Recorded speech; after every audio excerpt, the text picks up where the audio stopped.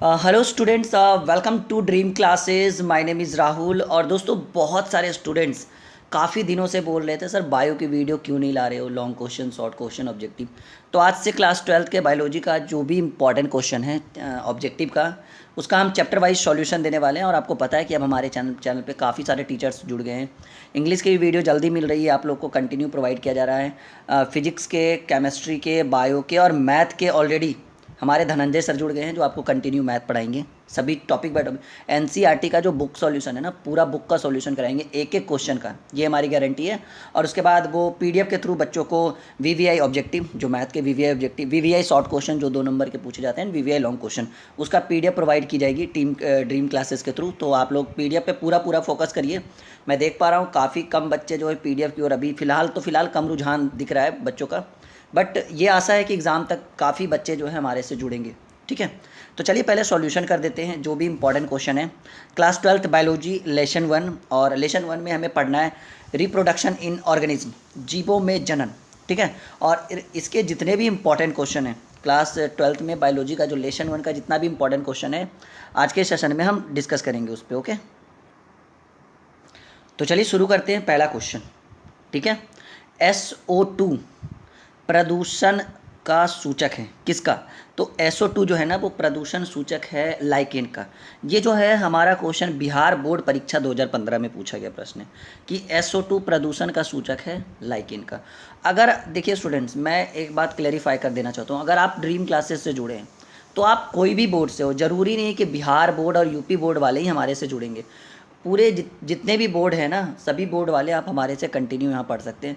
हाँ, वो टॉपिक देख लीजिए कि आपका इंग्लिश मीडियम है या हिंदी मीडियम। अगर हिंदी से आप 12th की तैयारी कर रहे हो तो ड्रीम क्लासेस काफ़ी परफेक्ट है, जो आपको chapter wise long question, chapter wise short question, chapter wise objective, numericals और जितने भी वीवी हैं सभी को आपको कॉन्सेप्ट के साथ समझाने वाली है। ठीक है, तो बिल्कुल जुड़े रहे हमारे साथ। दूसरा क्वेश्चन है, मुकुलन द्वारा जनन किस में होता है? तो ईस्ट यानी कवक में होता है। ठीक है, मुकुलन द्वारा जनन जो होता है ना, वो किस में होता है? ईस्ट में होता है। ये भी 2015 में पूछा गया प्रश्न है। ओके, जितने भी इंपॉर्टेंट है ना, सभी आपके सामने हम रखेंगे और सबका बिल्कुल एक एक कॉन्सेप्ट देने वाले हैं। शरीर के बाहर होने वाले निषेचन को क्या कहते हैं? तो शरीर के बाहर जो निषेचन हुआ है ना, उसको इन विट्रो कहा जाता है। ठीक है, शरीर के बाहर होने वाले निषेचन को क्या कहते हैं? In vitro. ओके स्टूडेंट्स, शरीर के बाहर होने वाले निषेचन को क्या कहते हैं? In vitro. इस वीडियो के बीच में हम अपना व्हाट्सअप नंबर देंगे, जिस पे आप हमारे कभी भी मैसेज करके आप हमसे पूछ सकते हो, डिटेल्स ले सकते हो, कि कुछ भी प्रॉब्लम्स है वो आप हमारे साथ शेयर कर सकते हो। अगर हमारी टीम फ्री रहेगी तो वो आपको पक्का रिप्लाई करेगी और आपके सॉल्यूशन का भी प्रॉब्लम्स का भी सॉल्यूशन करेंगी। बंगाल का आतंक किसे कहते हैं? तो देखिए दोस्तों, जो आप तालाब वगैरह में जो फूल होते हैं ना, जिसके कुछ खाने का भी मटेरियल्स बना जाता है, जलकुंभी, वही जो है ना बंगाल का आतंक था। क्योंकि जब ब्रिटिश काल में जो है ना, इस जलकुंभी को भारत में लाया गया था और सबसे पहले उधर की जितनी भी नदियाँ उन सभी में लगाया गया। ठीक है, और इससे जो है काफ़ी फ़ायदा होता था ब्रिटिश सरकार को। लेकिन बाद में जो है ना, वो धीरे धीरे जो है इसका जो है ना एरिया बहुत लंबा फैलता गया। ठीक है, और ये जो है ना जल प्रदूषण और पूरे जल के एरिया को काफ़ी कवर कर लेता है। इसको हम डिटेल्स के साथ क्लास में बताएंगे, जो चैप्टर वाइज बुक का सॉल्यूशन हो रहा है उसमें। तो बंगाल का आतंक किसे कहते हैं? जलकुंभी। ठीक है, जो जल में पाया जाता है, एक पौधा है जलकुंभी। चलिए नेक्स्ट क्वेश्चन है 5वां, सल्क कंद का एक उदाहरण है। तो प्याज जो है ना, प्याज जैसे आलू क्या बोलते हैं हम लोग? आलू एक तना है, नहीं, तो प्याज क्या है? एक सल्क है। ठीक है, तो सल्क कंद का एक उदाहरण है और ये है प्याज। सल्क कंद का उदाहरण है प्याज।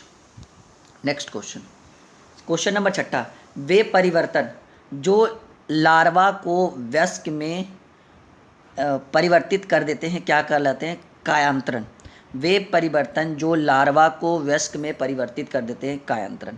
तो स्टूडेंट्स, इस वीडियो में मैं आपको अपना व्हाट्सअप नंबर देने वाला हूं ताकि आपको कोई परेशानी ना हो। क्रमिक विकास में योगदान है, तो क्रमिक विकास में योगदान है परपरागन का।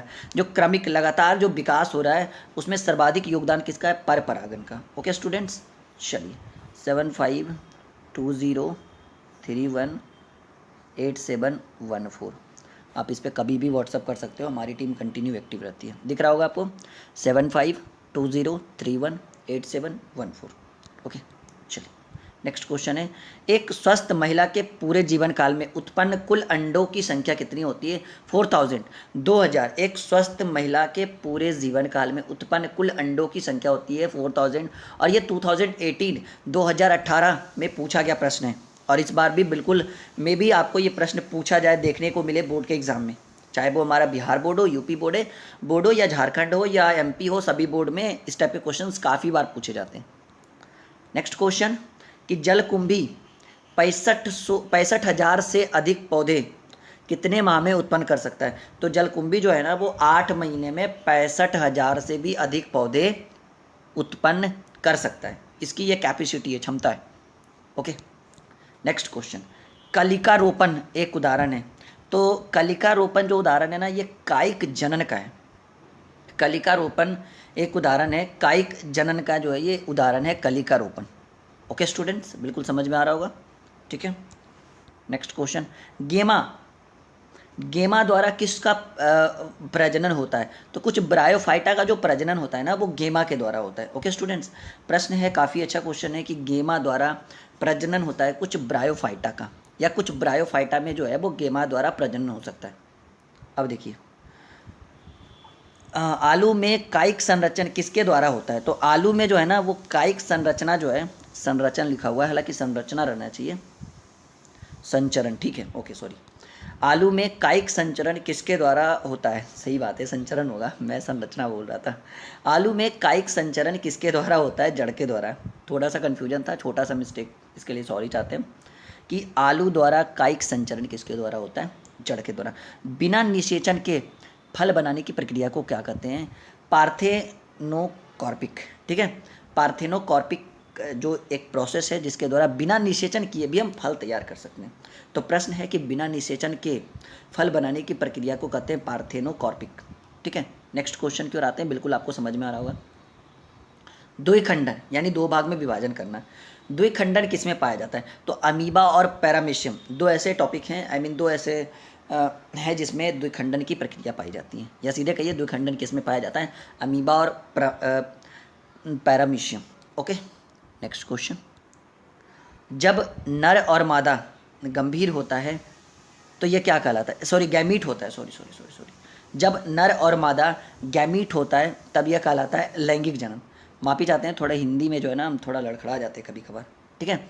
जब नर और मादा गैमीट होता है, लैंग्वेज थोड़ा देखिए, गैमीट होना चाहिए ना, सॉरी, माफी चाहते हैं, कि जब नर और मादा गैमीट होता है तब यह कहलाता है लैंगिक जनन। कौन सा जनन कहलाएगा? लैंगिक जनन। जब नर और मादा गैमीट होता है तो यह लैंगिक जनन कहलाता है। तोता का सबसे अधिक उम्र क्या है? देखिए जी, तोता जो है ना मैक्सिमम 140 ईयर्स बच सकता है। मतलब तोते की जो उम्र होती है, कछुए की तो शायद हमने 220 या कुछ ऐसे ही पढ़ा था। तोता का सबसे अधिक उम्र क्या होता है? तो ये आपको 140 वर्ष तोता चाहे तो बच सकता है, हालांकि इतना होता नहीं है बिल्कुल। आलू के कंद में आँखें होती है, कथस्य कलिकाएँ, ठीक है। आलू के कंद में जो आँखें होती है वो क्या होती है? कथस्थ कलिकाएँ होती हैं। नेक्स्ट क्वेश्चन, उच्च श्रेणी के पौधों में अर्धसूत्रण किस समय होता है? जो उच्च श्रेणी के जो पौधे होते हैं ना उसमें अर्धसूत्रण किस समय होता है? तो ये जो होता है ना वो युग्मक बनाते समय जो होता है वो अर्धसूत्रण होता है। उच्च श्रेणी के पौधों में अर्धसूत्रण किस समय होता है? युग्मक बनाते समय। ओके स्टूडेंट्स, बिल्कुल सेटिस्फाइड हो रहे होगे आप लोग। सियोन शब्द का संबंध किससे है? सियोन शब्द का संबंध किससे है? तो ये है ग्राफ्टिंग से। ओके, सियोन शब्द का संबंध किससे है? तो इसका आंसर हो जाएगा ग्राफ्टिंग। एंथ्रेसिस की परिघटना संबंधित है।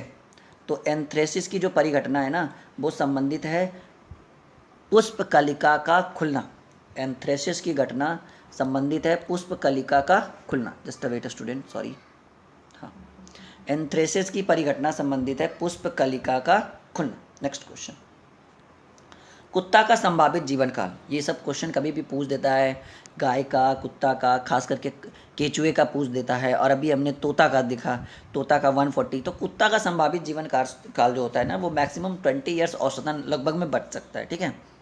चलिए, अलैंगिक जनन में कितने जीव भाग लेते हैं? तो अलैंगिक, इसमें एक जीव भाग लेगा, ठीक है। अलैंगिक जनन में कितने जीव भाग लेते हैं? तो ये इसका आंसर हो जाएगा स्टूडेंट एक जीव। बिल्कुल कंफर्म हो रहे हो आप लोग कोई भी डाउट हो नीचे कमेंट बॉक्स में कमेंट कर सकते हैं। अलैंगिक जनन में कितने जीव भाग लेते हैं? 1 जीव भाग लेते हैं।